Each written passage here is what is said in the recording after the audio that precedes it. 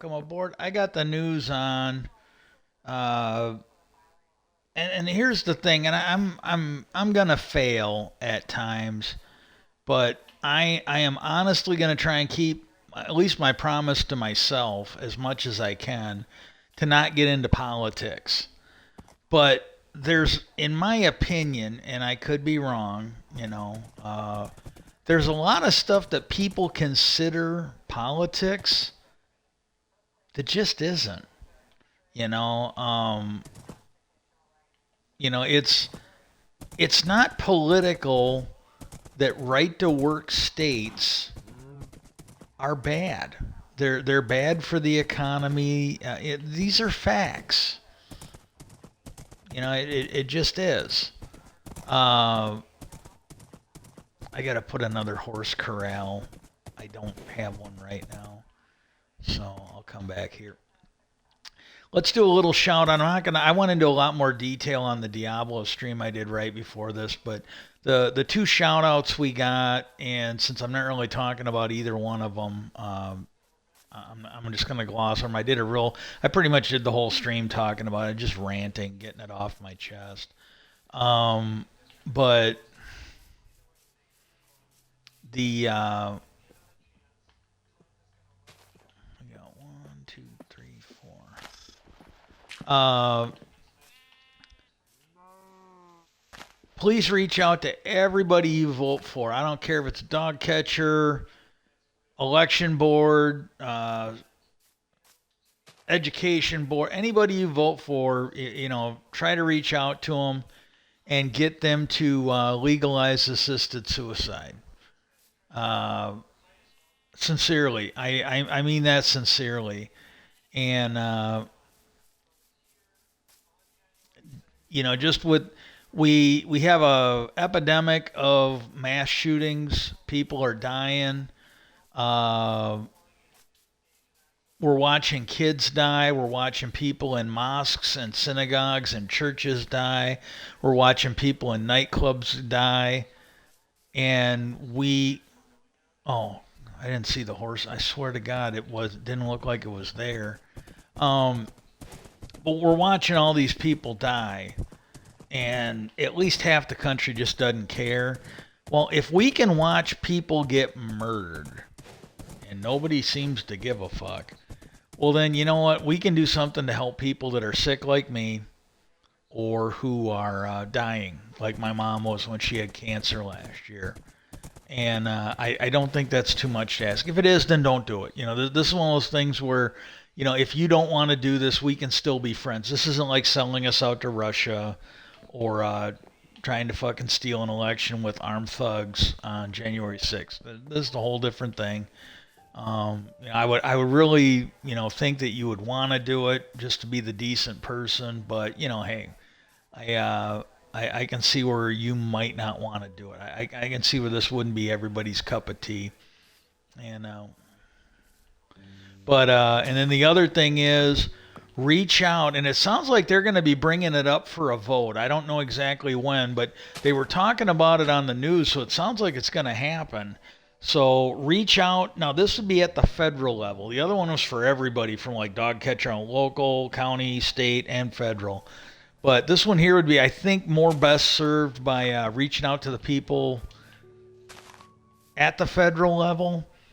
And if you if you if you don't want to be taken seriously and you want to fuck with them, there you can do like ask them to worry about the alien impost. I mean, I don't think that's serious, and maybe it is. I really don't know, but I would really ask you to take it seriously. But there's a way to be there's a way to be fun with this shit too, and just reach out to them. And what we need is the amendment that Majority Leader Chuck Schumer wants, and we need the amendment that Senator Christian Gillibrand of New York wants. One of them's going to go in the defense authorization. The other one sounded, and again, maybe they've dropped it, but the last I knew it was still on the table. She wanted to put one in the Intelligence Authorization Act. These are like must-have. These are must-go. Whoa, whoa, whoa, Okay, where did I fuck up at?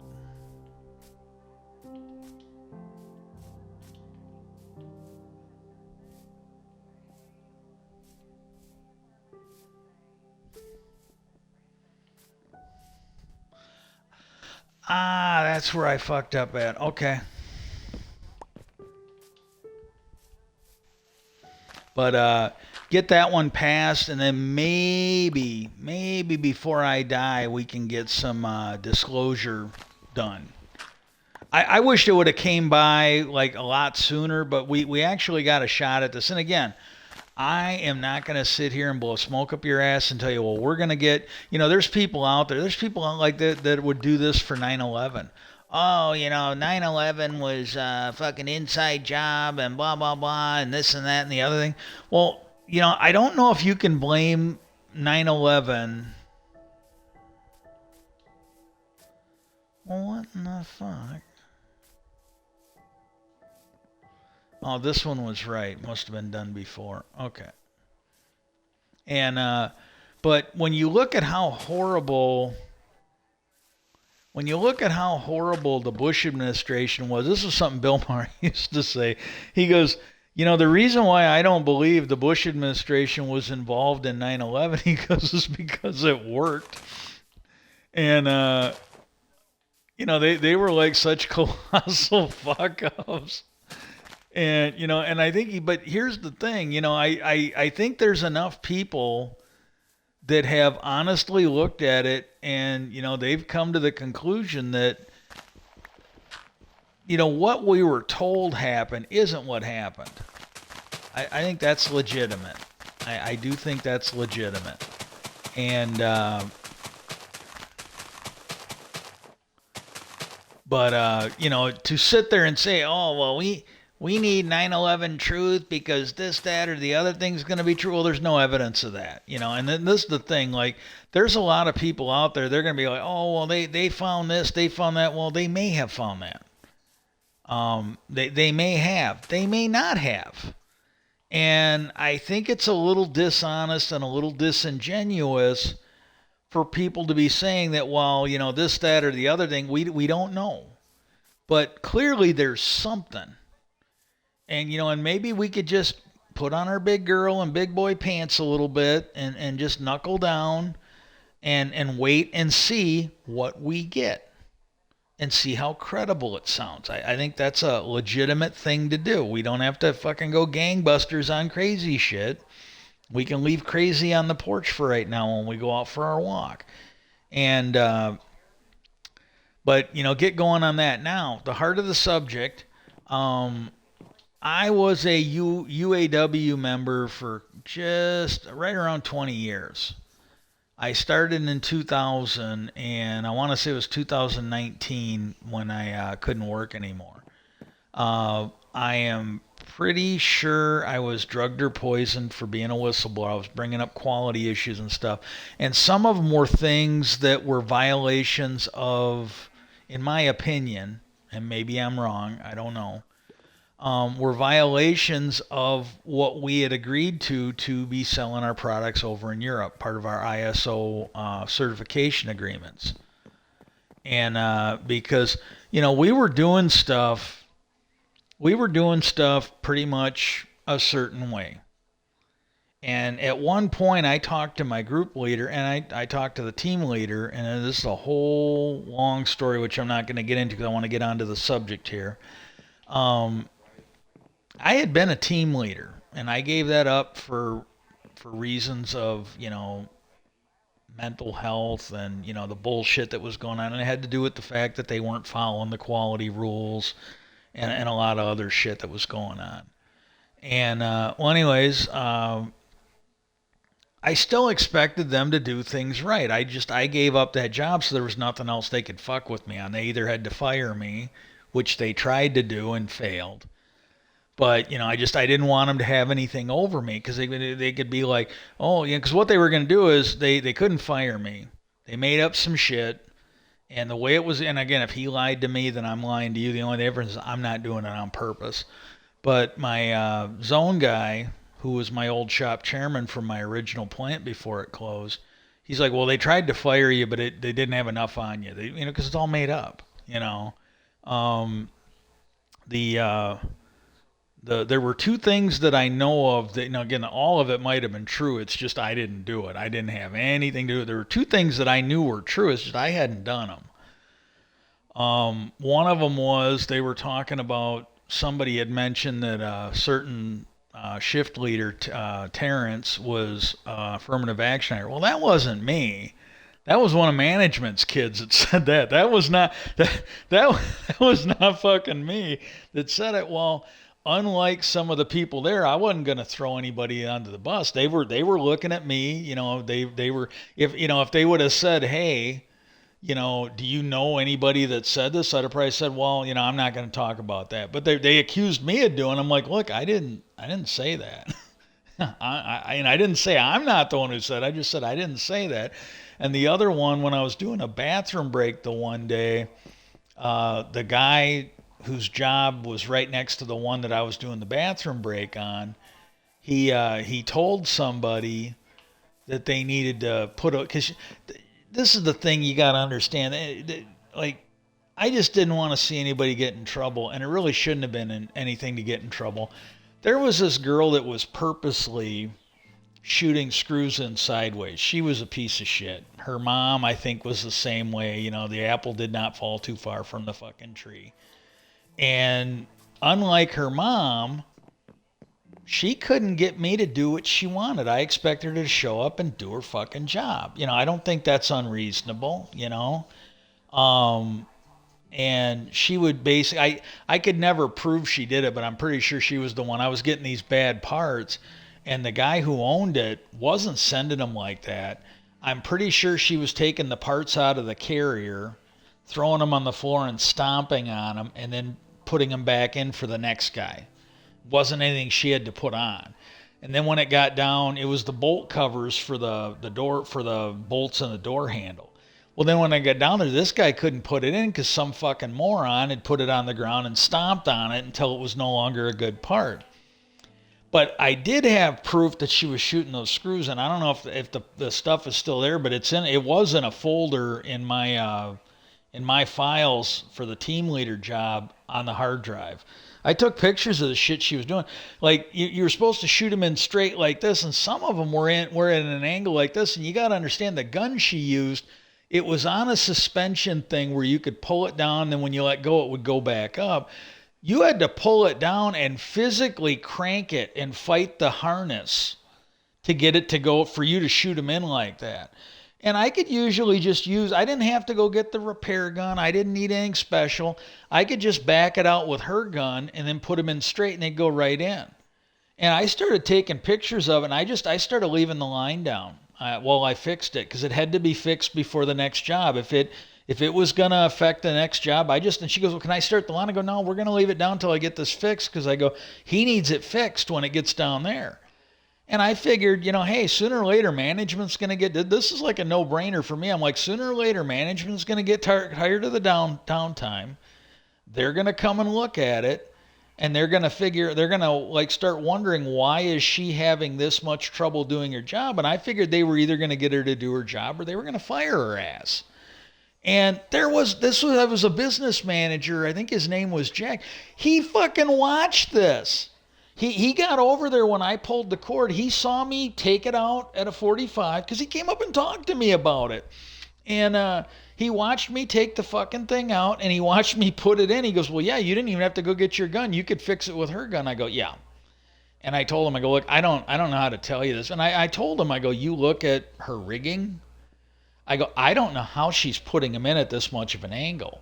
I go, and he goes, well, yeah, nothing ever. No, they fucking hauled me up. I'm the one they took up the labor over that. So you can blame Jack and that fucking religious nut that they got up in labor, because they had all the pieces. They just weren't smart enough to figure it out. But no, I'm the one they tried to fire because of something some management kid said, or the guy that was on my team that basically told her, hey, you got to stop shooting them in fucking cockeyed like that. You got to put a little hair around it so you can get them in right. And again, I heard him say it.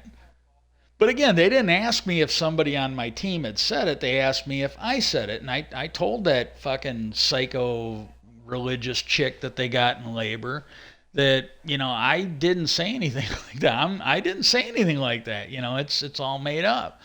Well, I got a feeling she went to him and she said, "Look, I'm either going to turn you in or we're going to turn Casey in for this." I got a feeling he was in on that.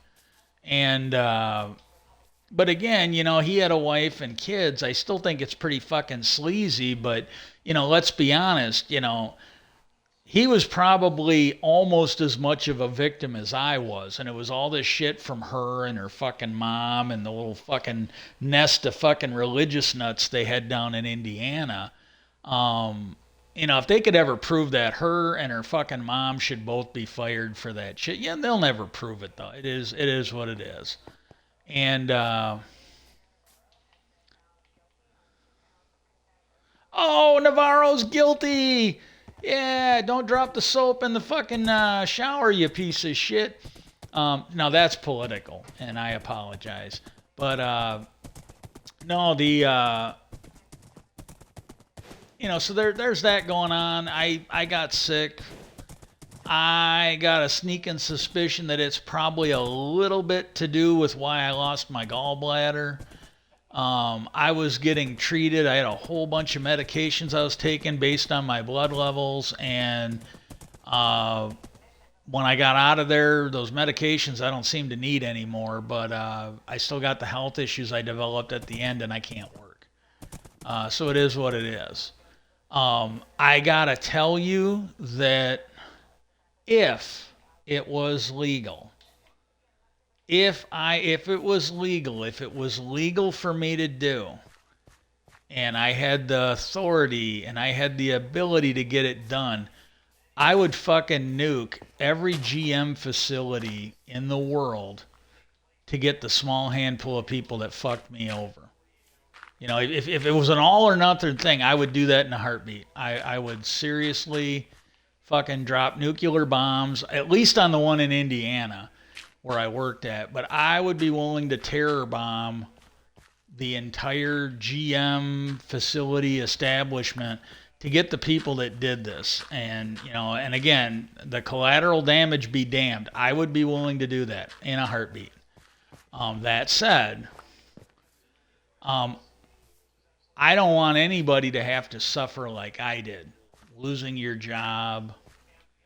And I'm being completely honest here. I mean this sincerely. I wouldn't want to take anybody in that scenario and have them all fired and not be able to get a good job. And a lot of them, they're not going to get a good job other than that. That they peaked when they got that. That's all they can do. I wouldn't want to do that. Now that said, because there's a lot of good people that work at GM. There's a lot of good people that work at the UAW. No, I'm not making that up. I'm friends with some of them. I'm acquaintances with some of them. Some of those decent people probably think I am a fucking asshole. Fair enough. I really don't want to see them. I mean, if they're getting put out of their misery, that's one thing. But to sit there and fucking, fire them all and all this, that's a whole different thing. That wouldn't be putting them out of their misery. That would, some level, making them suffer like I have. And I don't want any part of that. Because there are good, and there are some of them, these were people that, didn't like me, I didn't like them, etc., etc. You know what? They showed up, they did their job, they were damn good people. They were at least good workers, and if you show up, you do a good job, you deserve a paycheck. I firmly believe that. Hope we can all agree on that. So that said, I have a little bit of an interest in what's going on with this these union issues that are going on. And here's the thing.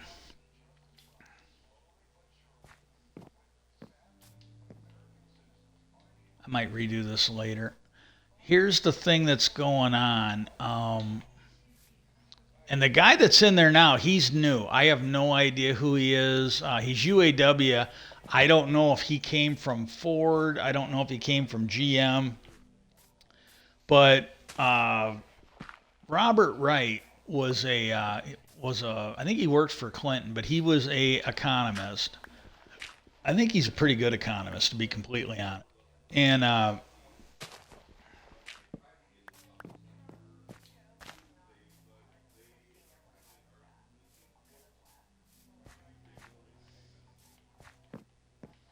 and the he talked about he did a thing on Threads, and I don't know if he had a news article attached to it, but he said that the UAW, as part of their contract negotiations, is asking for a 46% hike in worker pay. So if you are making, and this is not what they're making. They used to do this thing when our plant was open here before it got shut down during the Republican recession of 08 and '09. Uh, that anchor they dropped on Obama's neck when he became president. Uh, they used to run an article almost every year, like beginning of the year, whatever. They talk about how like GM people were making 86 bucks an hour. I can tell you, I got some pretty good checks. I was pretty happy with the checks I got. They could have been bigger, but I never got one where I was making 86 bucks an hour. Um, and here's the thing: if you do what the local fish wrapper did to any other job, you'd get similar results. What they would do is they would add up your money that you got paid. They would add up your vacation time. They would add up your fucking health care. Every perk you got that didn't show up in your check.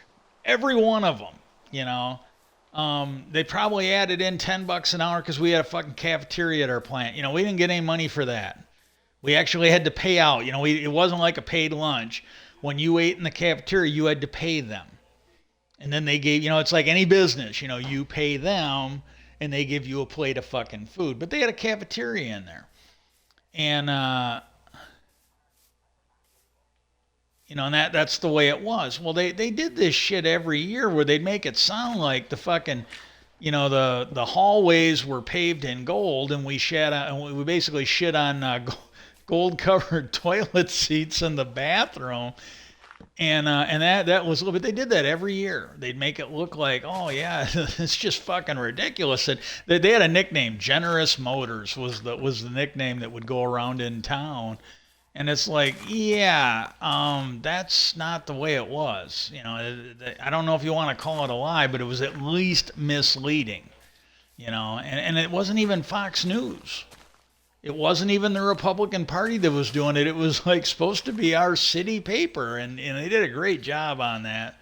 And but anyway, let's just say for argument, if GM was paying somebody $100 an hour, you got to be in management to get that kind of money. That is not paid out to us. Well, anyways. If you were making $100 and you got a 46% increase, you'd get an additional $46. You'd go from 100 to 146. And I know what you're gonna say, because when I heard it, I'm just like, oh yeah, fucking ridiculous. They're never. And I used to work there, I'm like, yeah, they're never gonna get that. Somebody's smoking fucking crack. Well, then what happens is you find out that the people in management, now I don't think it's everyone in management, but there are people in management that just granted themselves a 46% increase in wages. And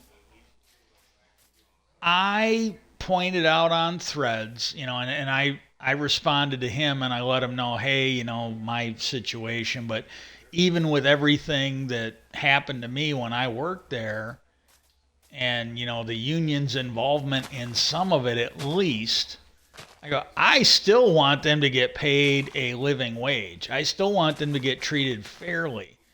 So, like when he was pointing out that, management fucking already gave themselves, and again, it might not be the management that we dealt with, but your top line management in Detroit, that's what they're getting. At least some of them. Might not all trickle down. Even ever since 2000, we've been waiting for that trickle down to affect. That trickle down ain't fucking trickle. Don't even trickle down to the low level management people. That's 46% for those at the top, and then jack shit for everybody else. There was an old joke. You see it now on the internet, but it was every now and then you'd have somebody that'd have it at their desk, and what they'd have is they'd have this rich fat cat, and he'd sit there have a hoard of fucking cookies, and then there'd be one cookie left, but he'd be hoarding all the cookies. And then what he'd do is he'd be looking at the worker, and he goes, that Mexican wants your cookie.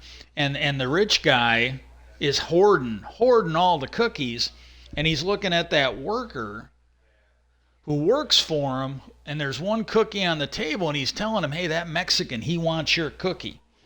And that's kind of what we got going on here. These guys are, and the union, you can say what you want, maybe it's an overreach, but I think it's fair that they do this because it's sending a message. It's like, hey, look, you watch an episode of Undercover Boss. Most of these fucking guys cannot do an entry level job. They just can't. They're fucking incompetent. And a lot of them, there is nobody in the board of directors or sitting on it or running the company in Detroit who created this thing. They're all running something else somebody else created. And you go back to when Ford Motor Company started, Mr. Ford, the guy that created the whole thing. It looked like he was paying his workers too much. And they had people in that time going, hey, Mr. Ford, or whatever his name was, first name was, they're like, why are you paying your workers so much? You hear that a lot now. They're asking for what I think might be a fair amount.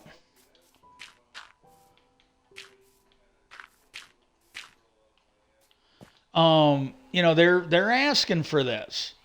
And you got people like, oh man, I can't believe you're asking for that much. It's like, well, no, it's legitimate, because the guy who created Ford Motor Company, when he was asked, well, why do you want to pay your workers so much? He basically said, he goes, well, I want them to be able to afford to buy one of my products.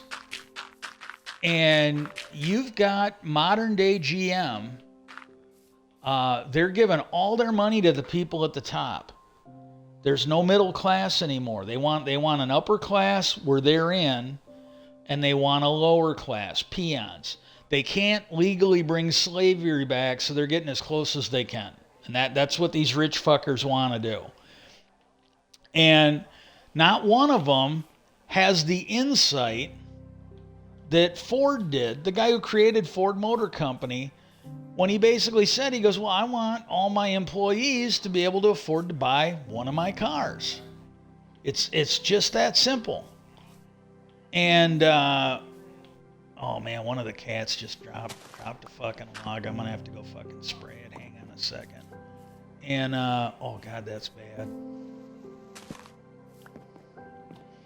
And, not one of them is smart. Basically and this was the thing, this was asked the one time. I was actually in the room when this was asked. It was I don't remember what it was, but it was one of those, I think they did this state of the company thing every year.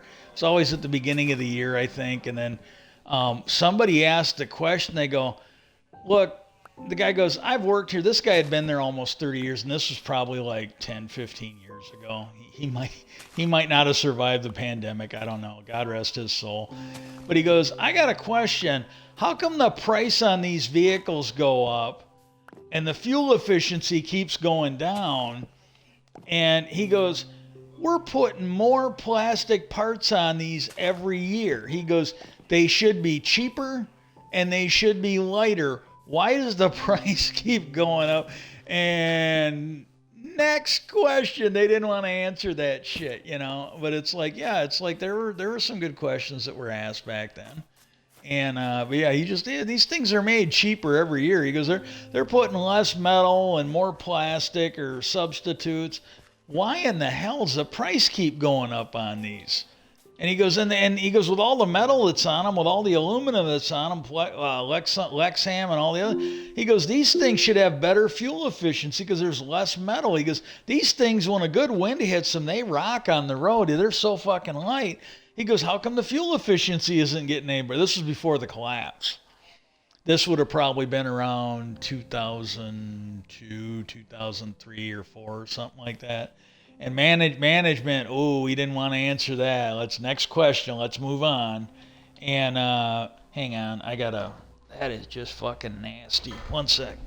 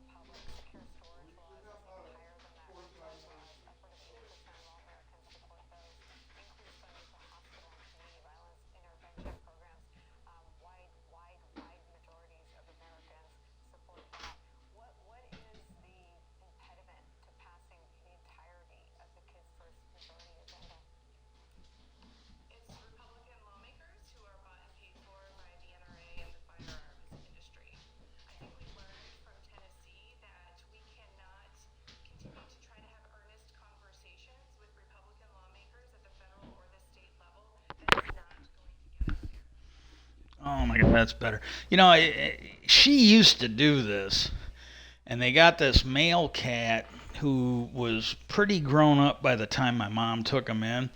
He does not know because he's used to just shitting outside, and he just shit where he pleased and leave it.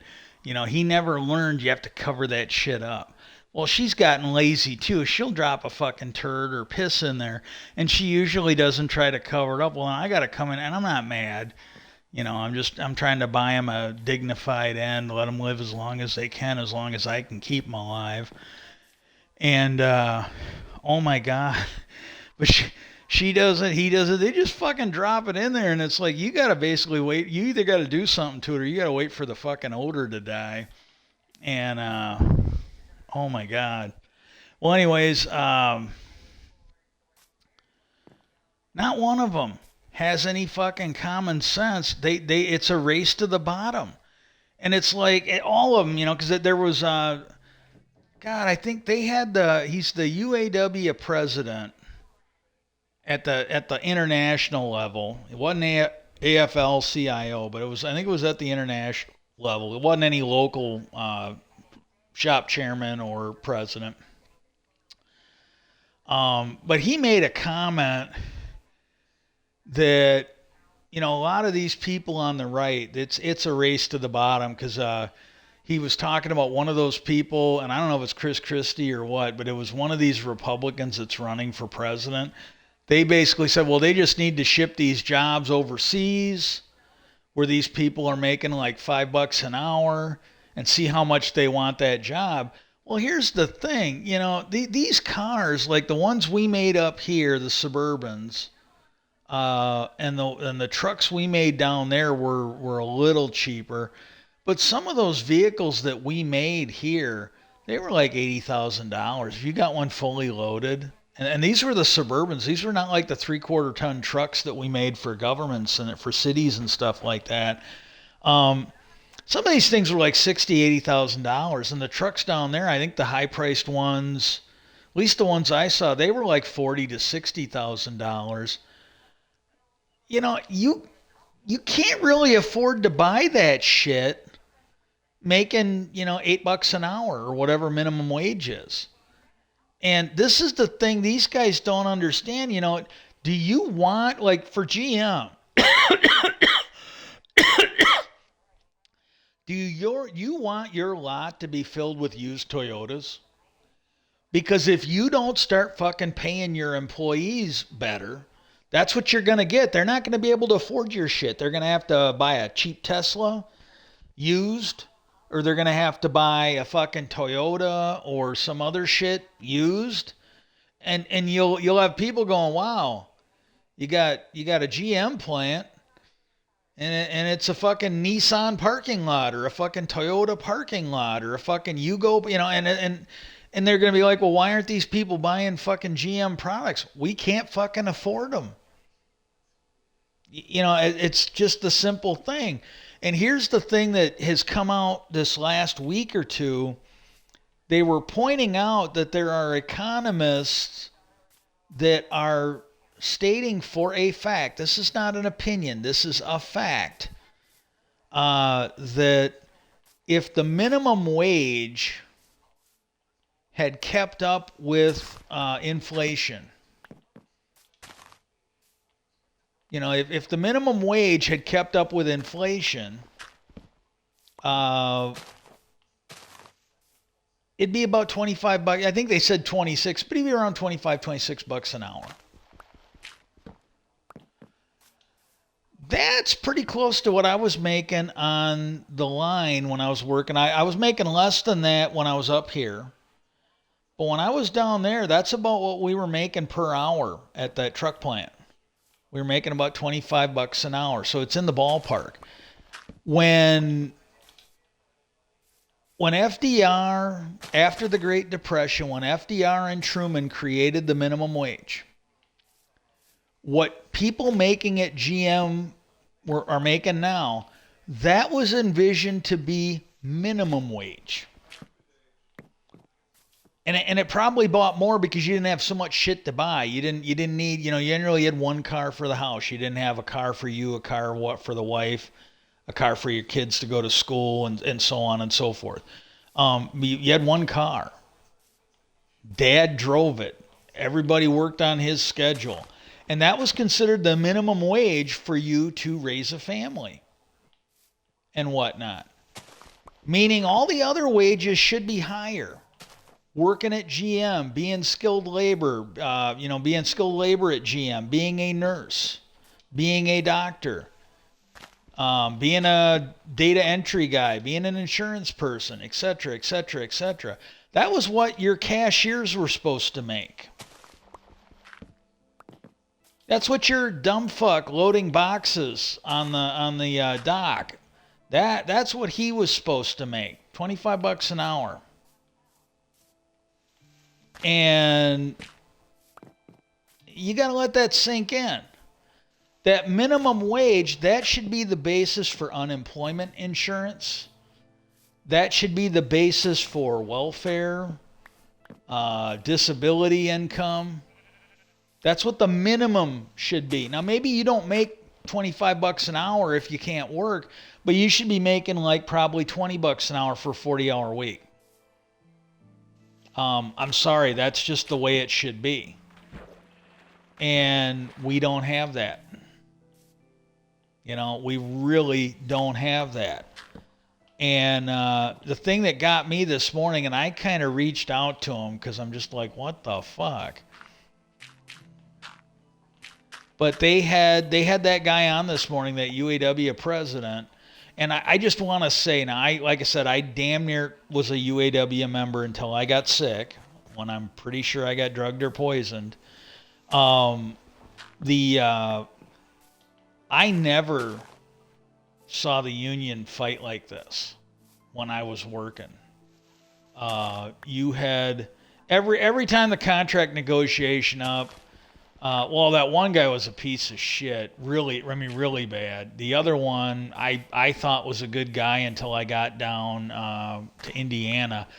My understanding is he was selling a whole bunch of us out to try and keep his brother from getting fired because his brother got drunk and attacked somebody or something like that, is what the story was.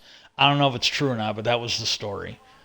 And but when he was our shop chairman, when they would do that, he'd be like, "Oh, we're doing our contract." And it was just talk.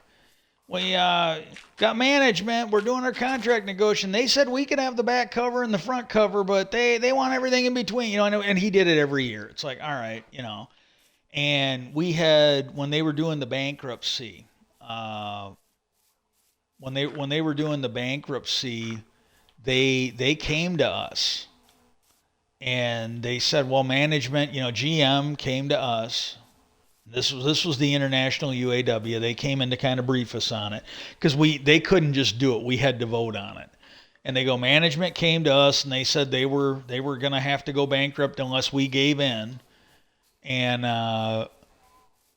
we told them that we wouldn't agree. We wouldn't even talk to you guys about it unless they let us see what was in the books. And because he goes, we didn't think they'd do it. And he goes, they let us look in the books. And he goes, it's true. They're in trouble.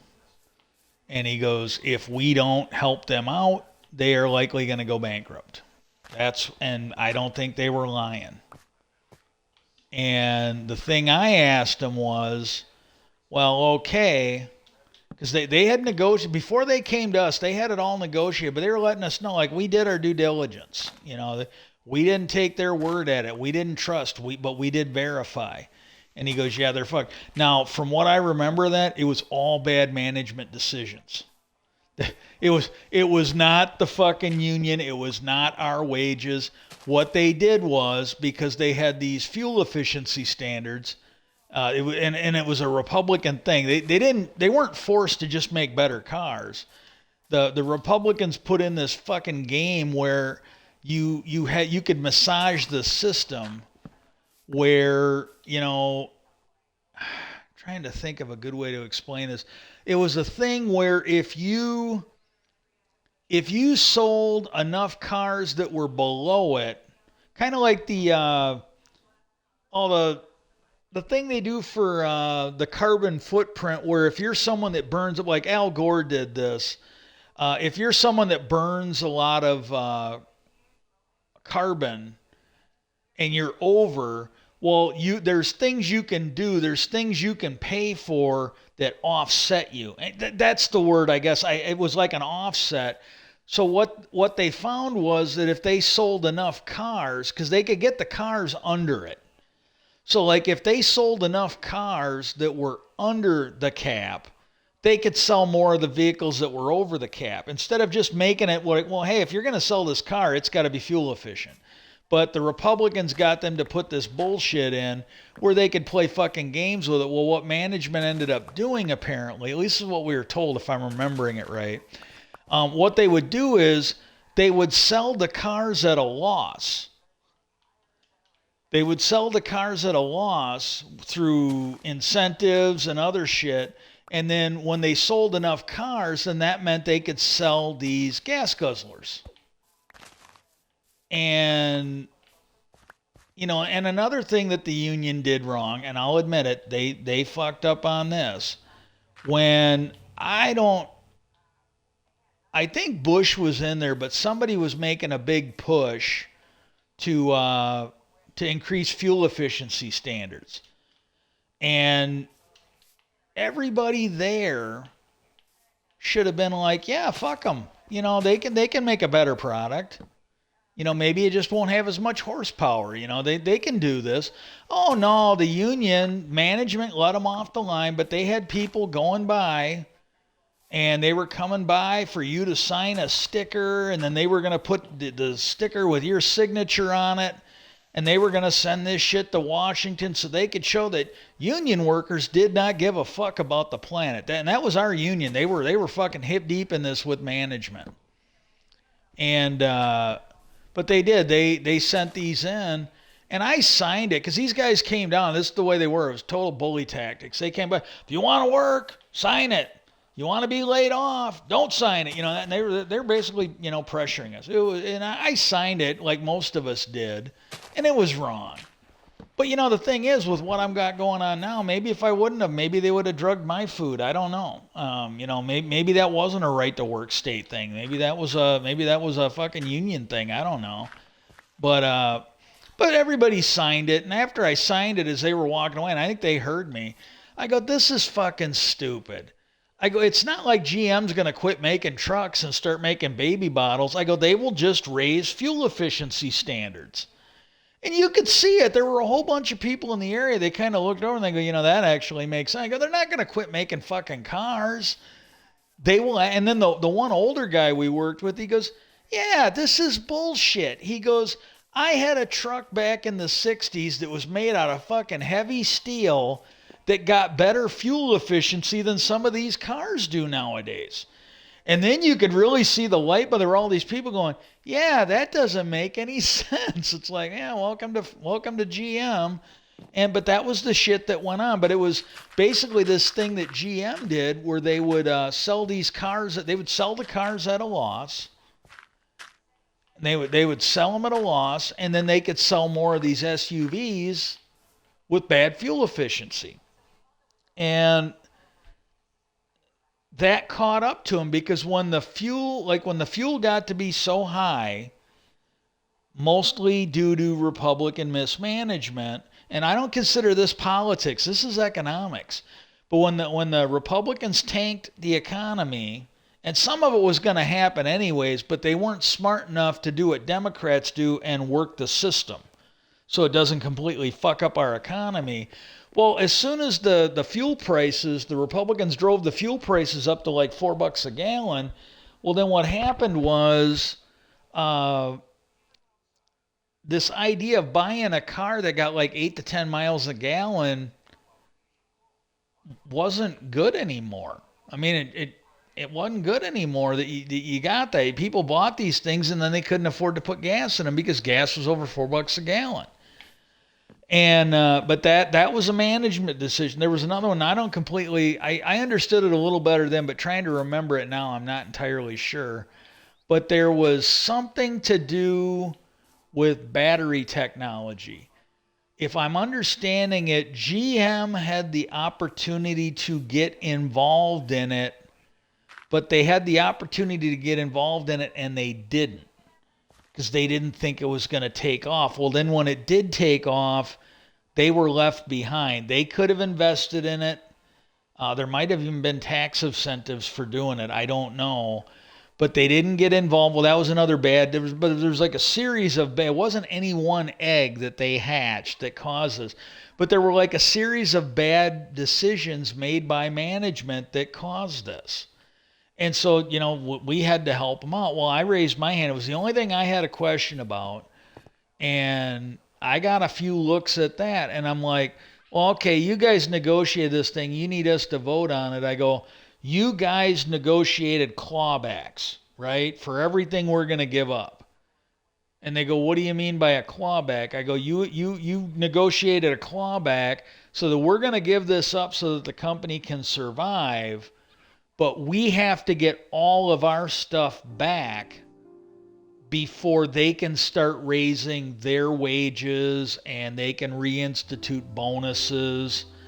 Because there were overtime agreements that were gone. There were COLA, cost of living adjustment agreements that were gone.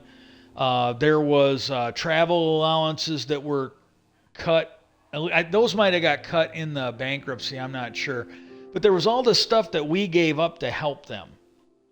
And I go, you got clawbacks because they had to give up too. That was part of the deal. They had to give up stuff too. I go, well, you got clawbacks and all of this so that they can't give themselves their stuff back. They can't give themselves bonuses or any of this shit until we get 100% of our stuff back, right?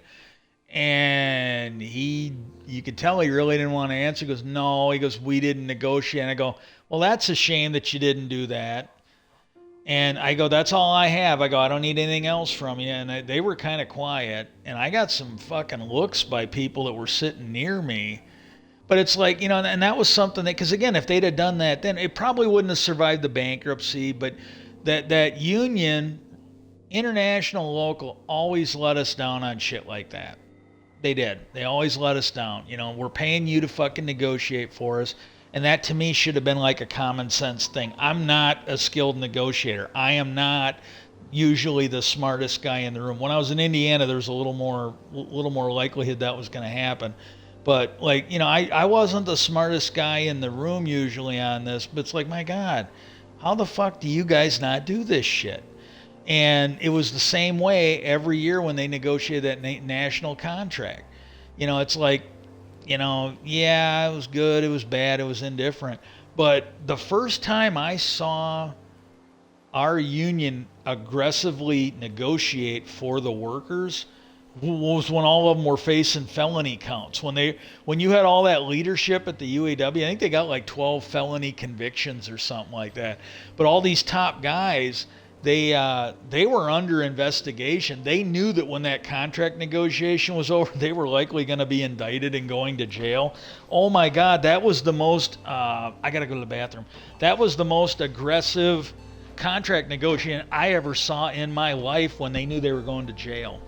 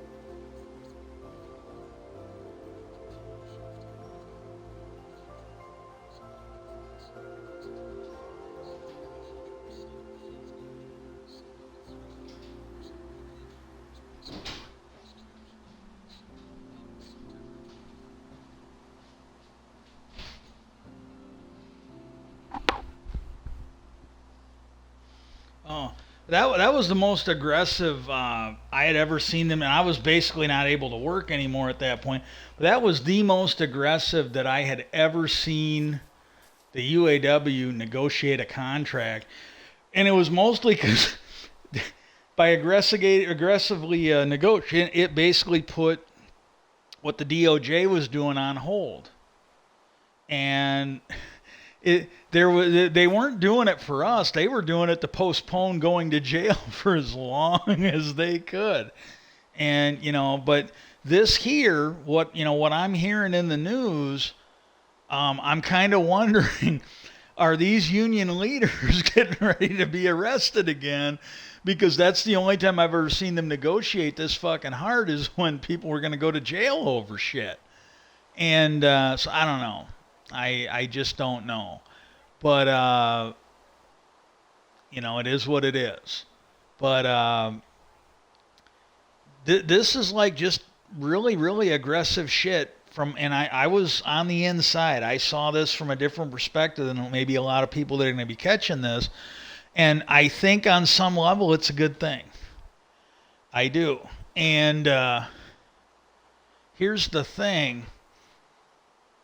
When I saw that president guy on Morning Joe this morning, and I am not trying to belittle him at all. I think there's things he could have done better. I think there are more points he could raise.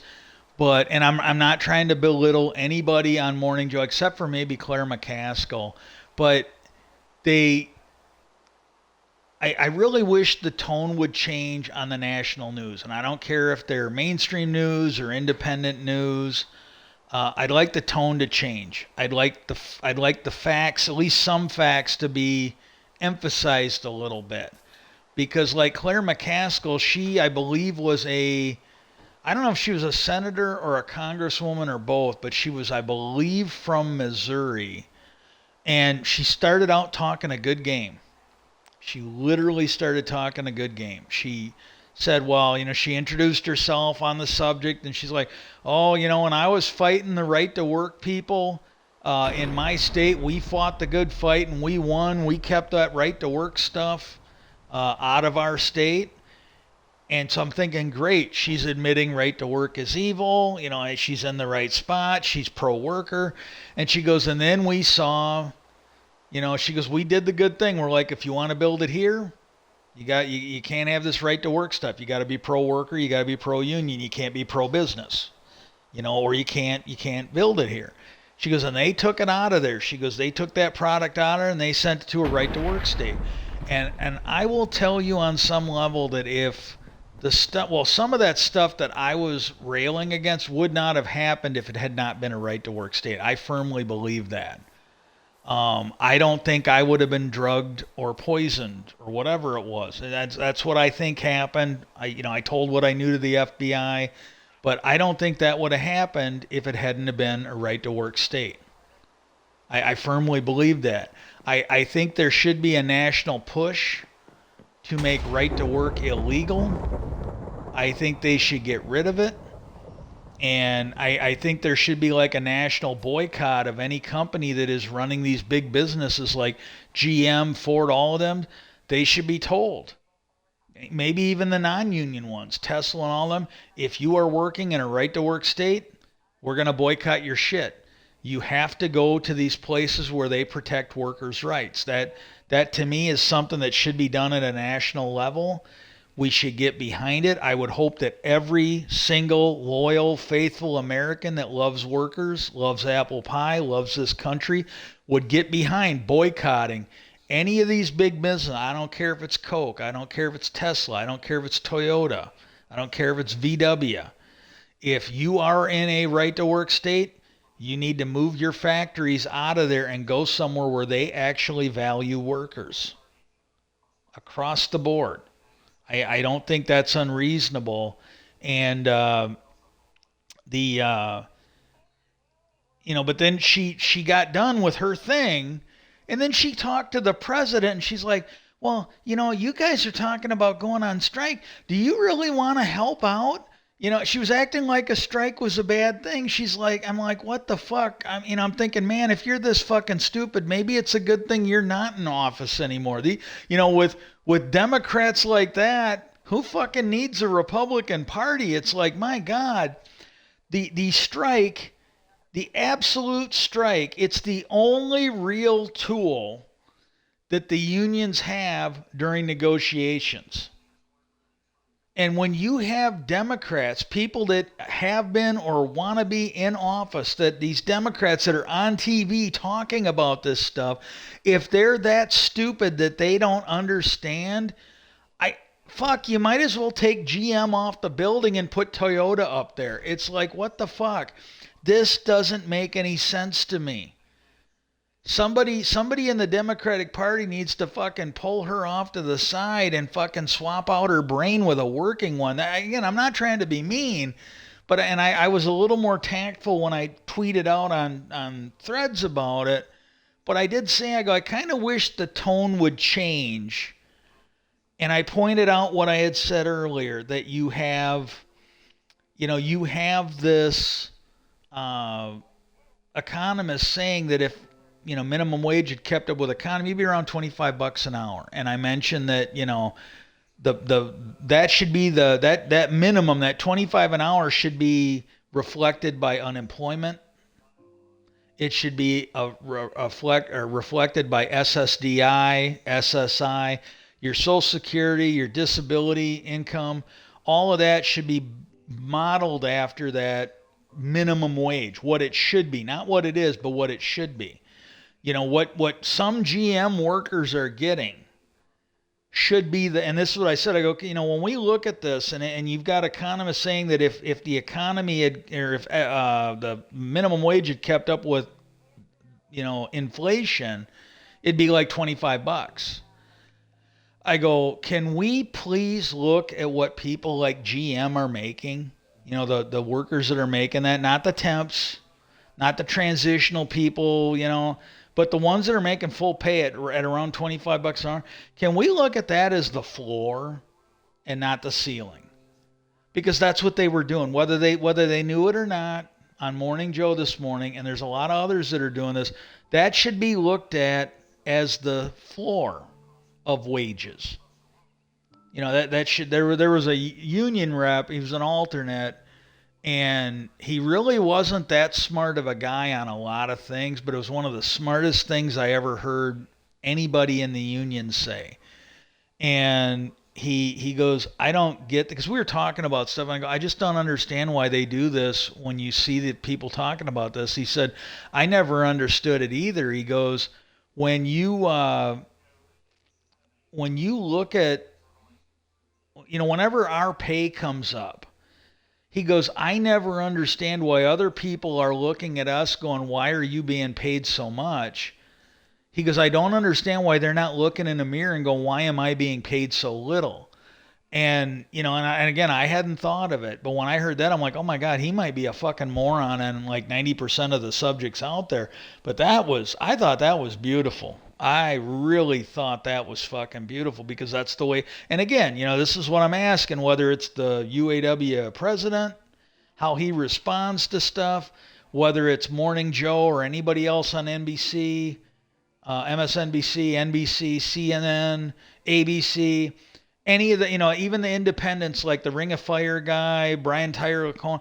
I really wish that they would all be looking at this as they go forward on this discussion, and they would look at $25 an hour as the minimum that a worker should be getting paid in this country. I wish they would be looking at as the minimum that unemployment should be based on.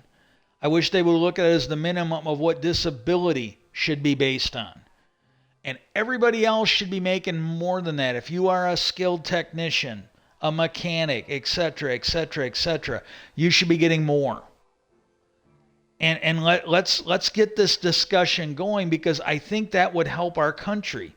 If you think about it, they had a middle class after the Great Depression. This is why they had a middle class. Because what people were making at GM used to be the minimum that somebody working got.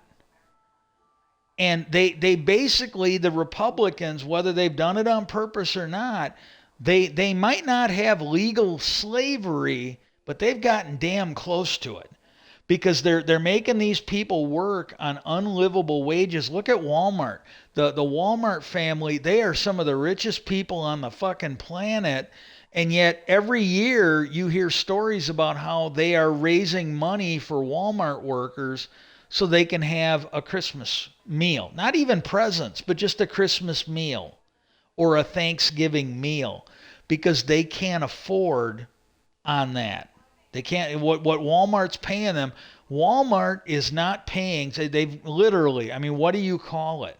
They're not paying all their workers enough to live. They're just not. That's slave wages. You're getting paid, but hey, when slavery was around, they used to feed them, they used to give them stuff to wear, and yet they're walking away with pockets full of money, and they're making other people provide for their workers.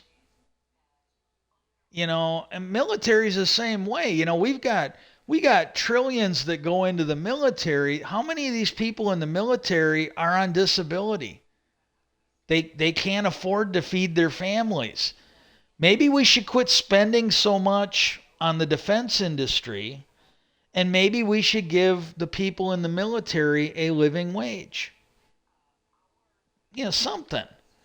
And, so that's the only thing I was asking. It's kind of, and when I saw, I'm like, man, if I can remember to do this, we got to, because this is the thing, the guy who created Ford Motor Company, not anybody that's running the shit now. They're completely fucking clueless on this.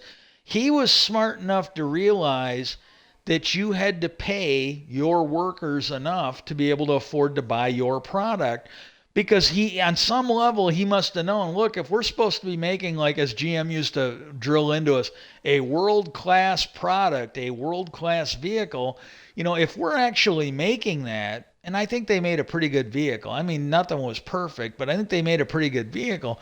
But if you're supposed to be making a world class product, and people show up and see that most of your employees can't afford to buy it, are they going to think it's because they can't afford it, or because the workers know it isn't very good? And that's what Ford knew. He's like, man, I want to make sure every one of my employees can buy a Ford truck, and he probably gave them a pretty good discount on it too. That was one of the things we lost during the the deal. We used to have a much better employee discount. Well, they cut that. But again, with that discount we used to get, it made it a lot harder to buy another vehicle, because we could get one of ours with the employee discount usually better than any comparative model that even you could get from like Toyota and them. Even with the cheap cars that they made, we could still get it cheaper than that with our discount. Well, that was another thing they got rid of. And then you saw more and more of these non-GM vehicles being bought because, again, we had all these temps. We're now making minimum wage. And really we're making what minimum wage should be. And there's nobody smart enough in there to realize, hey, maybe we got to cut the pay at the top, give more pay to the workers. Like maybe we can go back to where, instead of the CEO of GM or Ford or Chrysler or whatever the fuck it's called now, maybe instead of making 500 times what the average worker does, maybe we go back to where they're making like 50 times what the average worker does. We give those workers an increase, and then they'll be able to buy our product. Our sales go up.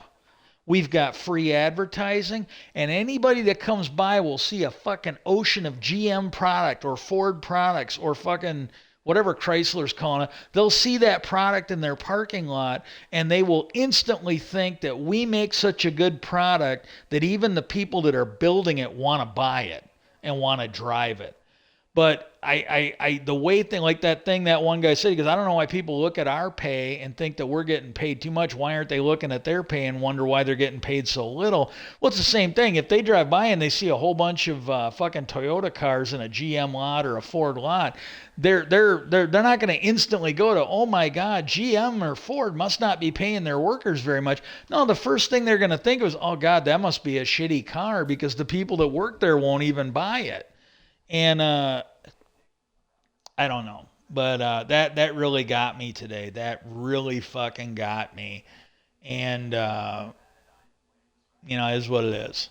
But I wish that they would start talking about that. And then you look at what happened. Mitch McConnell's having those moments where he looks like a defective replacement from the aliens or whatever, where he's talking mid sentence and just locks up and can't talk anymore.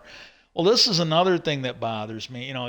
My brother, he got a thing where he's on disability, and it is what it is. He got there how he got there, but he goes to disability he goes to dialysis like 3 times a week, and I can't guarantee when I can drive, and I can't go driving my car around. Even if I was healthier. With no ability to replace it. I don't have a job right now. I got to milk that out for as long as I can get. I can't go driving around willy nilly wearing it down. And I can't guarantee, like, if he has an appointment, say tomorrow, I can't guarantee I'm gonna feel like driving. I can't guarantee I'm gonna be safe to drive that. So he's had a ride to get picked up. Well, apparently, it's a long story, but COVID played a part and all that.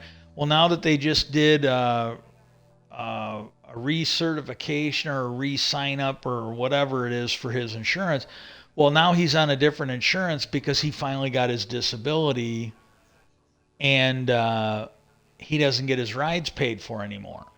So Saturday was the first day, so he's missed 3 fucking dialysis appointments because I can't guarantee to give him a ride. So he needs to figure it out. And there's nobody else. You got a sister that's trying to steal the house. She's not gonna fucking give him a ride there because. Even if she had stole the house, she probably would. Since she can't steal the house from us, she's not going to run him to his medical appointments. And but he hasn't gone to his dialysis for 3 trips now. And a couple days ago, he was already feeling it. I think it was Labor Day. Labor Day, you could down. He might not notice it, but on Labor Day, I noticed. Yeah, he's starting to have an impact. The toxins are building up, and I don't know if he's got it worked out or not. But I'm looking at Mitch McConnell. This is a guy. You take a look at how fucking worthless Trump was. You take a look at that Dianne Feinstein in California, and you got Mitch the bitch McConnell in Tennessee. Flipping out. Every now and then he acts like his battery just got low and he can't talk again. And the presidency and the Senate, in my opinion, are disability jobs for people that can't work a real job. Donald Trump. Well, you can see this in Undercover Boss or whatever. Most of those people at the top level, not always, but most of those people, you bring them in. And they give them like an entry level job. What you were supposed to start out doing, they can't fucking do it. They're absolutely fucking incompetent. And you take a look at how fucking stupid Trump is. Like, you've ever seen one of those ones where he's doing a deposition, he looks and sounds like a fucking moron in there. And then you take a look at Mitch McConnell. There is not one job I have ever had in my life that he would be able to do right now. Dianne Feinstein's the same thing. I don't mind that they're there. I think the standard was set with Strom Thurmond, where, it was basically Weekend at Bernie's. They'd fucking wheel him in to vote in his wheelchair. It was literally the only thing that could have been worse than him would have been Weekend at Bernie's if they were rolling a dead guy around. He was a vegetable. He was not. He might not have been dead, but he wasn't really alive in any way. And they'd bring him in to vote. And they were making comments that, what he'd do is he'd raise his hand and you couldn't tell if he was giving it a thumbs up or a thumbs down. And then his staffers like, oh, that, whatever it was supposed to be, if he was supposed to vote yes or no, they'd be like, oh, that's clearly him voting for it. And they said any honest observer would be like, yeah, there's no way to know what he was doing. He just sort of moved his hand a little bit. And then whatever the party wanted him to vote. So I don't have a problem with them being there. But since the presidency and, with Trump, not with Biden's getting shit done, but this is a guy that went in there and he had something like 14 hours a day of executive time where he was using Sharpies to draw on weather maps and throwing ketchup bottles and fucking tweeting about whatever he saw on Fox News that upset him that day or whatever the fuck it is. This is a guy, couldn't have done any job I was doing. Absolutely could not have done any job where I had to work. And I can't do them now either. Well, you know what? Mitch McConnell's health care is something that should be provided to every American. I can't work. He can't work. Hey, it's the same thing here. So I should be getting the same health care he is. I'm sorry. And, and again, it's a let's be honest, Feinstein, Mitch McConnell, Donald Trump, and the stuff he's getting now, those are disability checks. Those are absolutely fucking disability checks. If I was getting Mitch McConnell's disability check, if like whatever he's getting, if that was showing up in my mailbox and I could go cash it, I'd have a pretty good life right now. And I'm again, the standard's already been set, but I got to be honest with you. Those disability checks, look at some of those other fucking morons like, that child molester, that guy that allegedly appears to be a child molester, Matt Gaetz, that fucking Jewish space laser dingbat, Marjorie Taylor Greene. I think the guy's in the Senate. But he was just flipping out the other day because he suddenly found out that, when some of those January 6 people that vote for him, the terrorists, he's a candidate that's voted for by terrorists. Well, they were talking about how bad prisons were.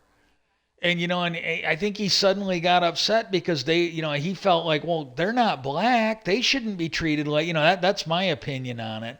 That he's like, my God, those are good white racist Americans. They got white privilege. Why are they being treated like they're a fucking minority? I don't understand this. And he was all upset. He just suddenly realized that prison was a horrible place to be. Well, those are all disability checks. Tuberville guy. He's fucking selling. He's selling our fucking military out. He's damaging them. He's helping Russia with the damage he's doing to our military. That's a disability check. That stupid motherfucker is not earning his check. So you know what? Why doesn't somebody send me those checks? Send me a check. I'm disabled too. I don't have a Senate job, but I'm disabled. Why don't you send me their check so I can fucking pay for my shit? I won't be doing any of the damage they're doing, but maybe you could give me some of their disability check. Give me some disability like they're getting. It'll never happen. But I'm sorry, facts are facts. Reality is reality. And we've got a fucking, shitload of people who are not American, they're not loyal, they're not patriots, and they're getting fucking paychecks for basically trying to sabotage our country as much as they can. And I can't work. I got health issues. I could really use some of that disability money. So, like, maybe we can get this shit fixed. Well, I got to go feed the cats. And again, I know it's shit, but I actually feel pretty good about this disability or this stream we had. I kind of wanted to do it. I will try to get back on UFOs. I'll try to find. I don't know if I'll be back on tomorrow or later, but the next time I'm on, I will try to get some stuff done on that and get back on topic. And if I get something like this again, I'll do it. 'Cause I don't consider this politics. This is economics. This is national security. Because I'm sorry, like, if we don't pay workers a living wage, this goes back to the Great Depression. There was a economist who did an after action report, you could maybe say, where he looked at what happened. And he said the U.S. economy, maybe even the global economy, because we weren't really global back then like we are now, but he said the U.S. economy, and I think you could maybe argue the global economy, it's like a poker game, he said. And he goes, as long as there's enough people with money, the game can continue. But he goes, as soon as too few people have too much of the money, the game's going to finally collapse. And he said that effectively is what happened. There was not and so we're basically, we're at risk of another Great Depression. That is exactly what kind of happened when George W. Bush was president. They let too much of this money get up to the rich people. And they're doing it again. They're doing it again now with this labor negotiation that the UAW is involved in. And really it's, all three auto companies.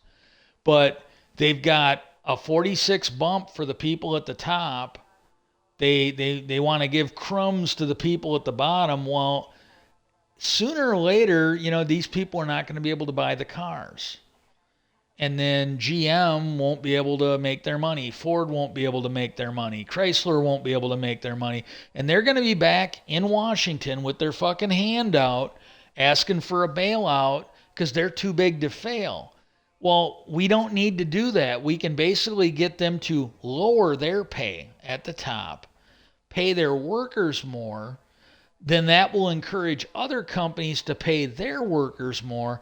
And then we will have a secure economy. We will see the middle class come back. And these are facts. And I don't consider this politics. Like, when you look at that global recession that we had, 15 years ago now or something like that, that was a risk for the whole world. That took the whole fucking world down with us. So maybe, just maybe, we can cut the next one off ahead of time and prevent it. Peace out, and I hope everybody has a great day.